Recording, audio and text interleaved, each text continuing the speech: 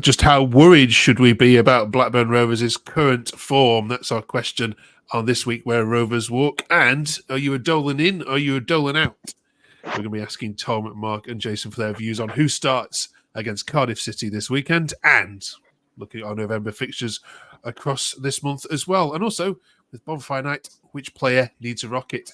Welcome to the most entertaining 20 minutes of Blackburn Rovers chat you'll find on the internet. This is Where Rovers Walk.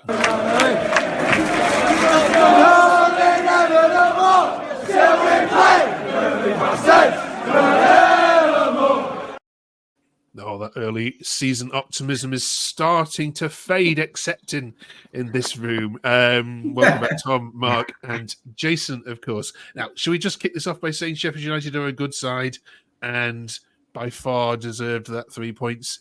But was it the manner of the defeat, Tom, rather than the actual defeat itself? I mean, I watched some of the second half with my dad, and he had to walk out watching the game because he was just saying to me, "I've seen this year on year so many times. I can't watch this rubbish." He kept saying to me, when we conceded after 16 minutes, Sheffield United are a good side. Don't get me wrong, but it was the manner of the defending. It was just shocking. And that's the issue we've got, because we have the creative players to unlock a good opposition. But when you're playing pinball at the back, and sometimes it's perfectly okay to hoof the ball into row Z, and they're not doing that. They're almost trying to pass their way out, and we're not good enough to do that against the better teams. So I think we've got to draw a line underneath that game and move on. But the concerning thing is, this has been happening now for the last 3 or 4 games. And it reminds me about last season when we start off so well and then collapse. So I'm a little bit concerned at the moment. Thanks for that, Tom. What is going wrong for you, Jason? Is it the calibre of the opposition you're playing that's just gone up another level, or is something fundamentally not clicking for Blackburn at the moment? I think it's in front of goal. I think we've not scored a goal for 3 games now after the amount of goals we scored early on in the season. I think Sheffield United, I thought it was an easy, even game up to it being 2-0. I thought we made a mistake at the back. We basically assisted the first goal.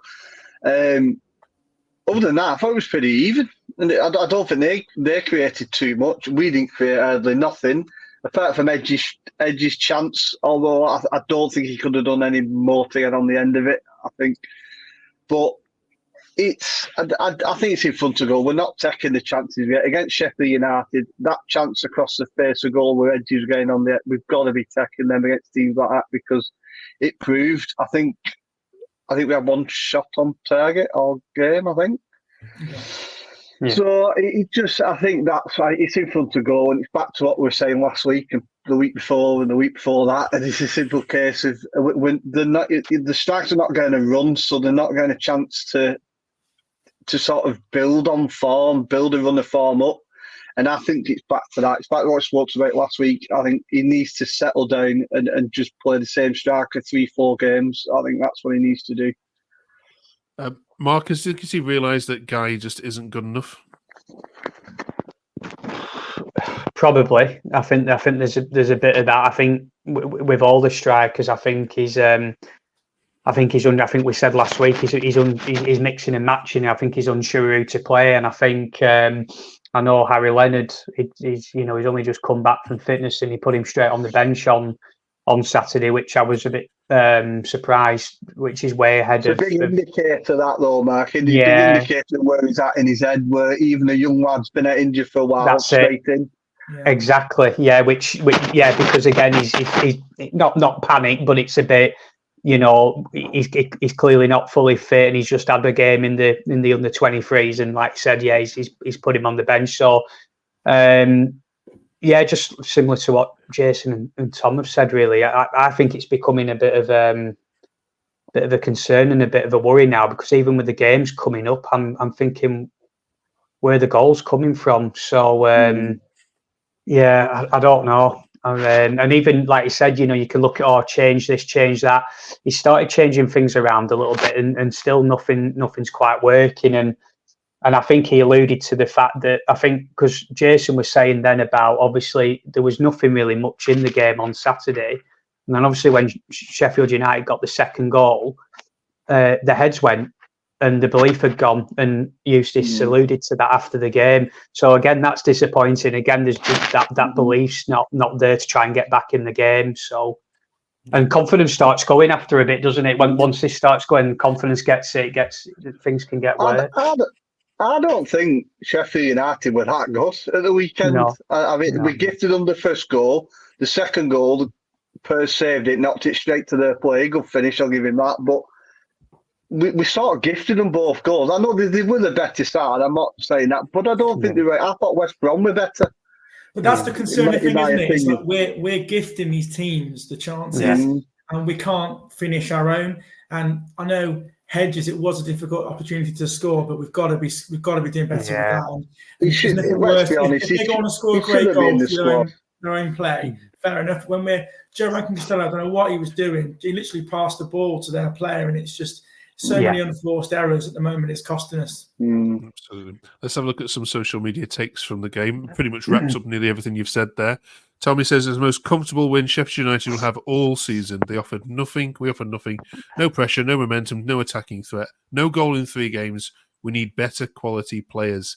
All of a sudden doesn't look very good for us. Down the table we go.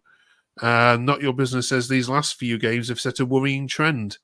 Eustace needs to sort it out ASAP. The front players are not delivering and need to get a grip. They have a tendency to overplay and lose the ball. It's quite painful to watch. Do you agree with that, Tom? About the overplaying part? Yeah, I do to that sense. But I think also we're not going back to Gay. We're not playing to these players' strengths. Now, Gay's obviously a big target man, and I don't think the formation that Eustace is playing suits that. I mean, and also Hedges, again, he's been so inconsistent, I think, of late, and maybe he doesn't warrant his place in the starting 11. But I think having more direct players like Pickering, maybe he's not as good on the ball as a Beck, but I think his crossing ability is better. Same with Callum Britton.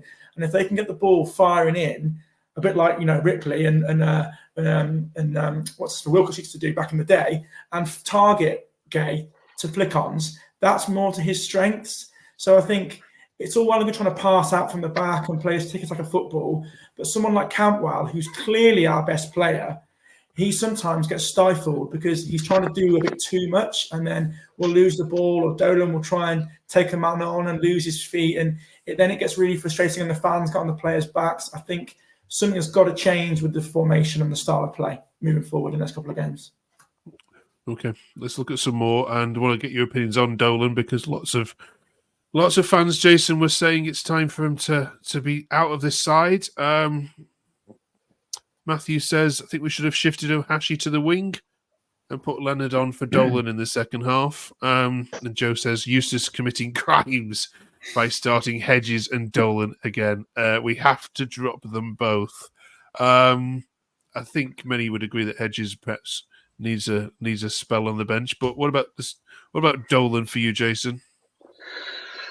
See, I like him, and I think as a dribbler of the ball, there's not many better in the league at dribbling the ball. He dribbles it backwards. I don't get this mentality of dribbling towards your own goal. And he was awful Saturday. Everything he did was wrong. He just constantly give the ball away.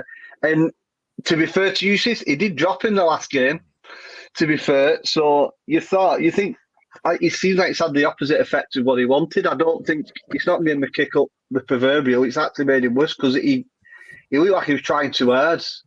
For me, Saturday, he just kept giving the ball away, and it's simple stuff. Always pick the difficult pass when there was easy passes on. Give it short 3-4 yard pass and make you run. There's none of that. It's just. But I think they all have this mentality. They pick up the ball. The first thing they do is look back, and I don't get. We were like this under JDT, and we're back here again. Yeah. But Mark, anyway, John, that Dolan in.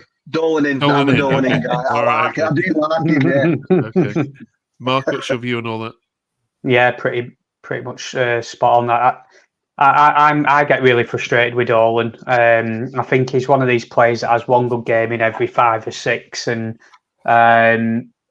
I mean, it's a big season for him this year. I mean, obviously, he's not signed a new contract yet. He's out of contract this next summer. I'm getting to the point now that if it was me, would I be looking to cash in on him in January? Because he's more than likely going to go for nothing in this next summer, and his performances are just not.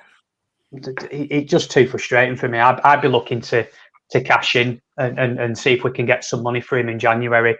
But I think the thing is, it's like players like Dolan and Hedges. I think the reason why they're staying in the team, because you do look towards the bench, and it's not as if we've got a great deal of options, and it's just like last year. It's just the same old story again. And the January transfer window now, I know it's a couple of months off still, but you're thinking it's a massive window for us already. So yeah, it's just pure frustration.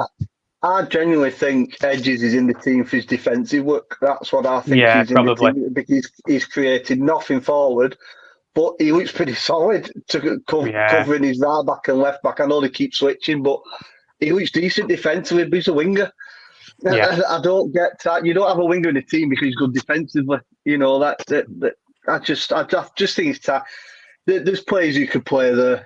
Give anybody a go. If someone's doing that there, give someone else a go. Okay.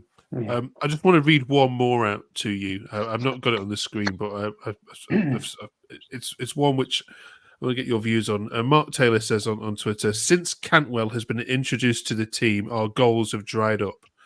Our play has changed. For me, we need to go back to how it was. I'm not blaming Cantwell, but just the difference in the balance of the team is stark. Discuss. For me, you've got to play Cantwell. He's our. You can see he's our best player. He can unlock a defence. He can see a pass. He reminds me of when Tom Kearney first came to Rovers, and just that little bit of extra quality that we have. I think any team would be lucky to have him playing in the Championship, and having someone like him in the team, sitting in front of Tronstad and TYRHYS. I think the front 3 or 4 has got to change a little bit, and I wouldn't necessarily play Cantwell on the kind of the wide left. I'd maybe put him behind Leonard perhaps, or maybe sit him out right and put Ohashi in behind the striker. But I think Cantwell has got to play, in my opinion. He's easily our best player, and anyone that's watched the games of late can see that. Yeah. I think it's going back. I think it was Mark said it earlier, playing to play his strengths, and I think that's the problem. Cantwell he's doing what Smodics used to do when he was having a bad game, and he was picking the ball up in his own half. Just because he's not getting a touch of the ball, because we're not playing it to. Cantwell wants it to feet. He wants to turn on it. He wants to run at people. We're not doing that. We're just not giving him the ball. We're giving him balls for it to run onto. Cantwell's not that kind of player to run onto a ball. And I think we're back to that. We're just not playing to Cantwell's strengths. When he's on the ball, it's great, but he's too deep when he's getting it. That's the problem. Yeah. I agree.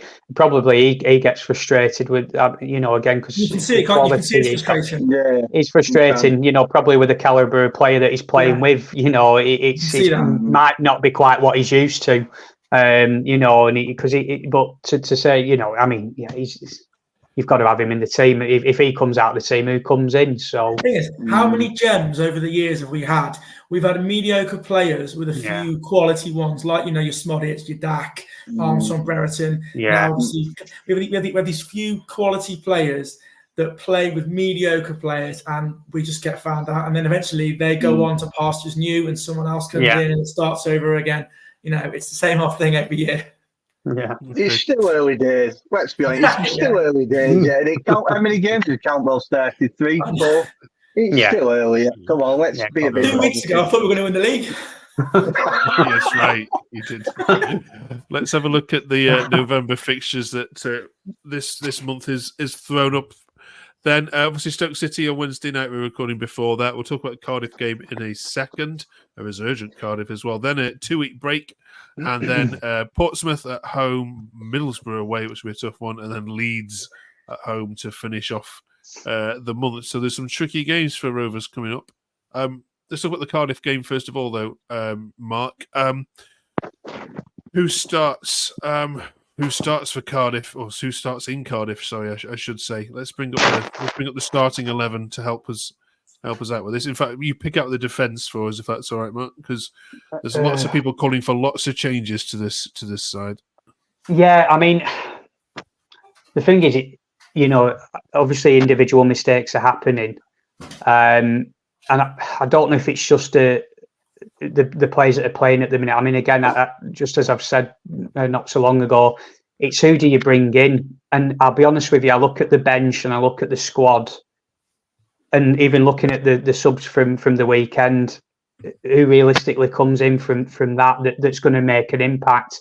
Callum Britton maybe comes in for Rankin Costello, but other than that, you're struggling. You're probably going to have to go with the same again.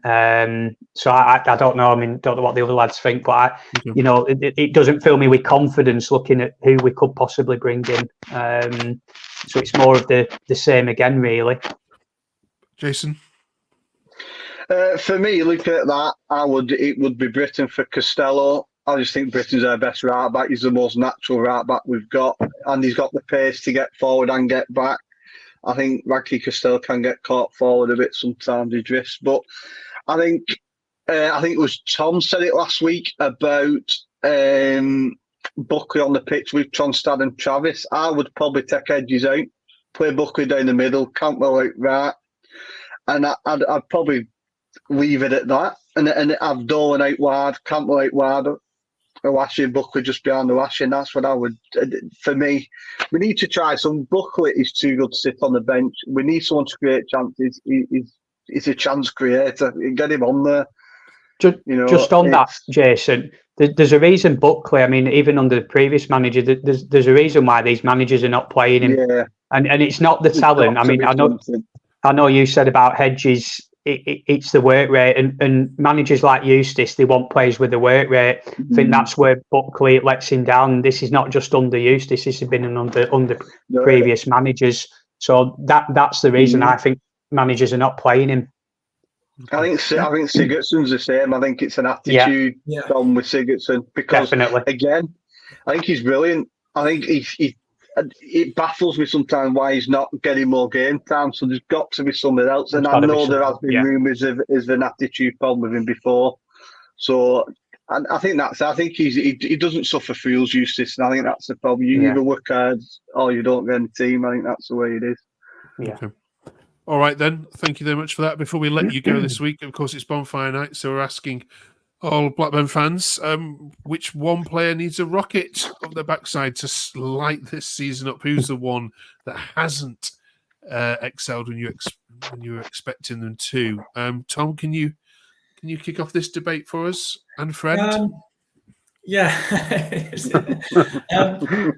don't want to keep digging out Matt Targay because I know he gets a lot of negative press at the moment, but I think he came with a lot of promise and a lot of potential, and I think he's a big target man. But he's had 11 games now in the Championship, and as a striker, he hasn't scored a goal. I know he's got a few assists. I think he's a massive confidence player, and I think he has got wind of a few of the negative rumblings going on behind the scenes with the fan base, which can't be nice for him.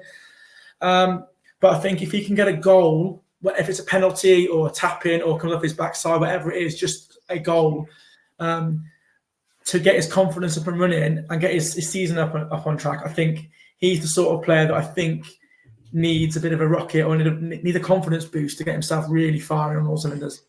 Okay, Mark. He's desperate, isn't he? Yeah. He's trying to claim everything that goes in back at net like that goal and go. Just claiming anything, isn't he? Cheers, Tom. Mark. I'm going to stick with obviously what we talked about at the beginning of this. I'm going to go with Dolan. Far too frustrating for me, so I'm going with Dolan. Okay, and finally, Jason. I was going to say Edges, and I know it's too obvious, but I agree with him. I think Dolan, because I think the ability's there. I think the contract thing's looming, and I think he's probably wondering what to do himself moving forward. He's got 6 months to decide what he wants to do, and he's too inconsistent. He's so talented, he's just too inconsistent, and if he can get consistency, he could be the player that gets us going again. Thing is with Dolan as well. I think Dolan, he believes his own hype, doesn't he? And I think he thinks he's better than he really is. I like Dolan, don't get me wrong, but he's all over social media. He's all over with his clothes and his chains, and not that there's anything wrong with that. But I think sometimes he needs to focus more on his football than what's happening outside of football, because you hear all these rumours about where he's going to go and he's not going to sign his contract and whatever reason. I think he needs to concentrate on the football and not how he looks personally. But there's two sides to that, though, isn't there? He's either he needs to perform well to either get a new contract, exactly, or he needs to put himself in the shop window. Yeah, and that's the thing. Just he benefits from both, so it's not like he's doing it for somebody else. He needs to do it for his career. For me, and I just don't think, maybe there's a bit of an attitude there. Maybe there is. I don't know, but just needs to get going and concentrate, I think. Yeah. All right. Good discussion. Thank you all very much. Appreciate all of that. Enjoy your trip to Cardiff, who are the top of the form league at the moment. So that's not going to be It just happens to Blackburn, doesn't it? All the time. Right. And we'll catch you all next week on the other side of the Stoke and Cardiff games. See you then.